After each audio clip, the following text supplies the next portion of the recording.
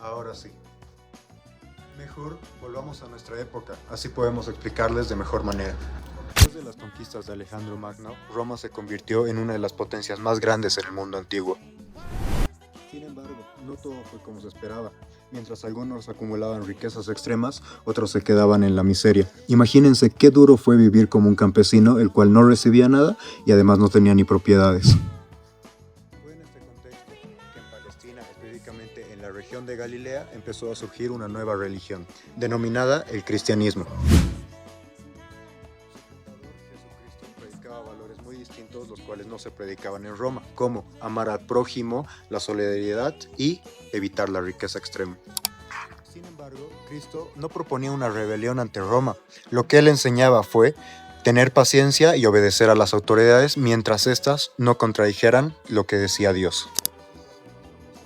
Es mucho más fácil que un camello entre por el ojo de una aguja a que un rico entre por el reino de los cielos, provocando esperanza en las personas que no la tenían.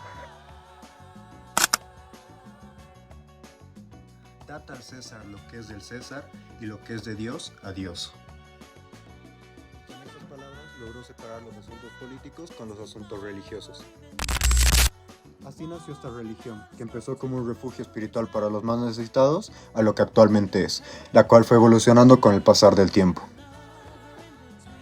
Hoy el cristianismo es una de las religiones más importantes del mundo, pero desde tiempos antiguos sus seguidores fueron perseguidos, encarcelados y ejecutados por el Imperio Romano.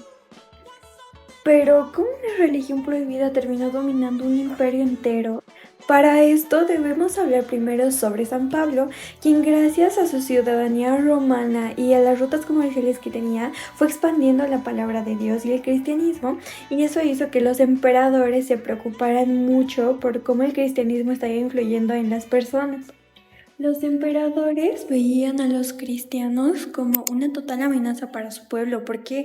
Porque ellos creían que así se iban a ir todos sus seguidores. Entonces, ¿qué hicieron? Empezaron a encarcelarlos, a matarlos y a hacerlos figuras ridículas públicamente. Pero eso hizo que el cristianismo creciera y ellos esperaban derrocarlos.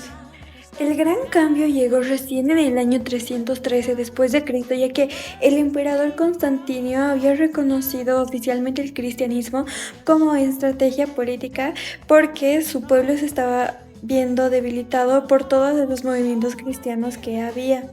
Esto lo hizo por la crisis que estaba enfrentando su pueblo y él asistió al concilio de Nicea y a partir de ahí comenzó su unión con la iglesia. Y así el emperador Teodosio I reconoció el cristianismo como la única religión del Imperio Romano, y así una religión que fue perseguida, matada durante siglos y siglos, fue reconocida como una de las más poderosas del mundo. De hecho, hubo 4 grandes guerras políticas que paralizaron el orden medieval debido a este choque de egos y poderes.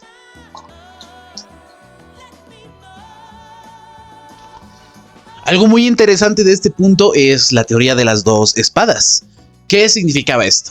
Bueno, esto se suponía que era una forma de justificar quién tenía la razón, ya que la iglesia elaboró una doctrina muy famosa, como dije, la teoría de las 2 espadas. Según esta teoría, cuando Cristo vino a la tierra, le entregó 2 espadas a su vicario, es decir, al Papa. Una espada representaba el gobierno espiritual y la otra al gobierno temporal o civil. Luego, el Papa se quedaba con la espiritualidad y la entregaba la espada temporal al rey para que gobernara el Estado. ¿El argumento detrás de esto? Simple, si el Papa te dio la espada, significa que el Papa está por encima de ti y de tu reino.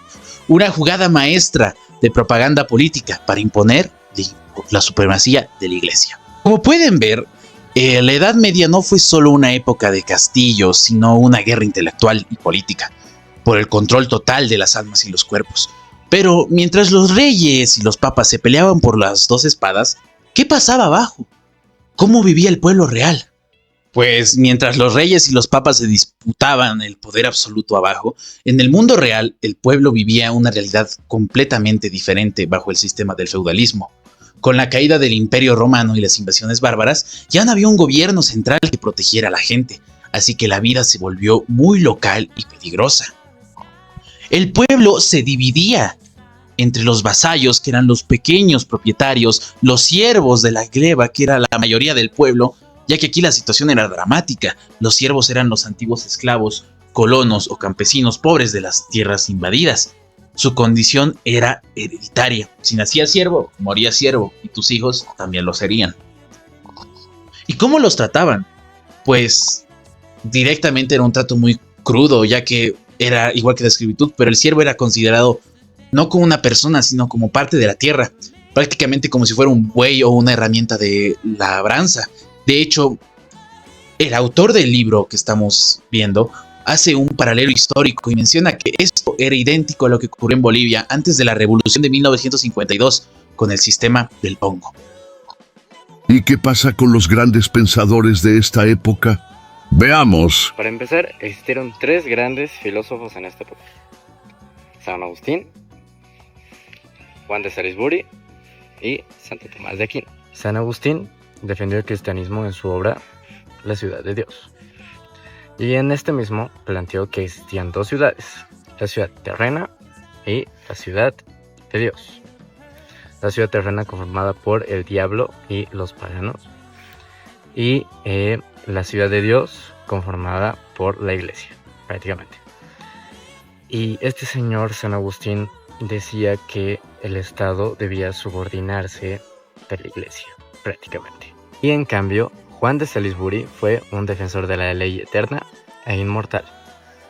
Prácticamente llegó a defender incluso el tiranicidio, que para quien no lo sepa, y por eso lo vamos a explicar aquí, el tiranicidio era asesinar a los monarcas que oprimían a la iglesia en ese momento. Y para terminar, tenemos a Santo Tomás de Aquino. Santo Tomás de Aquino prácticamente fue el filósofo medieval más notorio, más notable de toda esta época. ¿Por qué? Porque prácticamente reintrodujo el pensamiento de Aristóteles y el pensamiento de San Agustín y los fusionó. Además, dividió la ley en 4 clases: la ley eterna, la ley divina, la ley natural y la ley humana. Y rechazó toda forma de tiranicidio por considerarla peligrosa. Gracias por su atención y que se acaben los bloqueos. Amén.